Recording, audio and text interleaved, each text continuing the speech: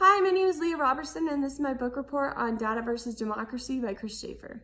So to start off, let's just talk about what the general idea of the book is about. So Chris Schaefer talks about how we've moved from feudalism to capitalism to information selling people over the past course of history.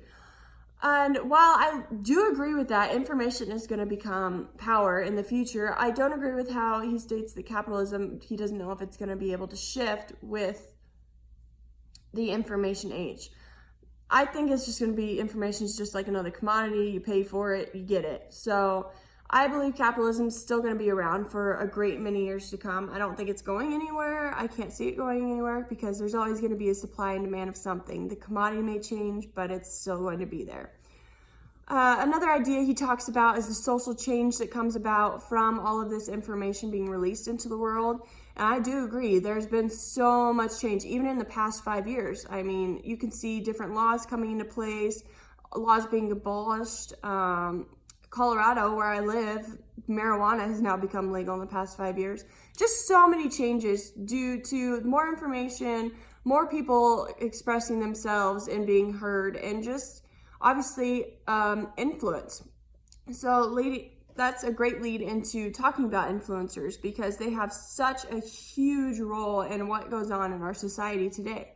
So obviously you have your YouTube influencers, your Instagram influencers, but what about the influencers you don't know? So the people who have Google ads, so when I research certain words, their ads pop up. Or about, as Schaefer put, he logged in, or one of his friends logged into their Facebook account on their parents' computer, and then they logged out obviously afterward. But then they started getting ads for desks, furniture, lamps, stuff like that, and they found out they were getting that because their parents had logged back into their Facebook account on that same computer and bought a desk and a lamp for their office. Now, isn't it crazy that those two are connected just because he logged in to his Facebook on their computer? It's amazing, like, the information and technology that is being possessed today is far beyond what anybody could have imagined, I'm sure. And we still have so far to go, obviously. But it's just influencing cookies cash that they can have on us is incredible. Now, Schaefer goes on to discuss how you now hear about other countries' problems and how America wants to help with them. So obviously, you've heard about or seen the Chinese man that stands in front of the bulldozer. That wouldn't have been possible without social media. That's how that first got spread.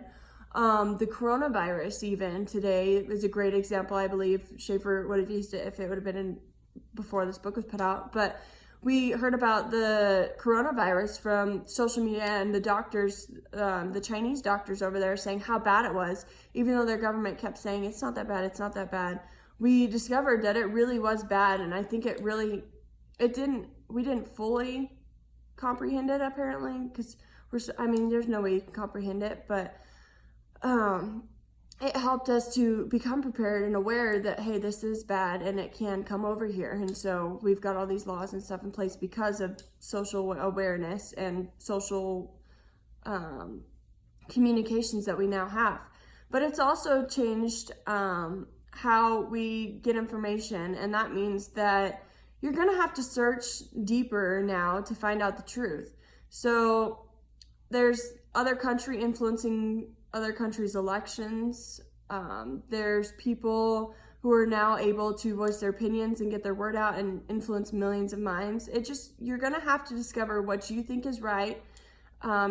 Stay true to that. And then if you don't agree with something, that's okay. I believe Schaefer doesn't really address this, but he does talk about how finding the truth and not listening to propaganda. And I believe, yes, it's true. Don't listen to everything you hear, but also stick to your beliefs. If somebody doesn't agree with you, it doesn't always mean you're necessarily wrong. It just means that you guys don't have the same opinion, and you can still get along and be friends and be respectful towards one another. But there's so many people in the world. You're not going to agree about every single thing.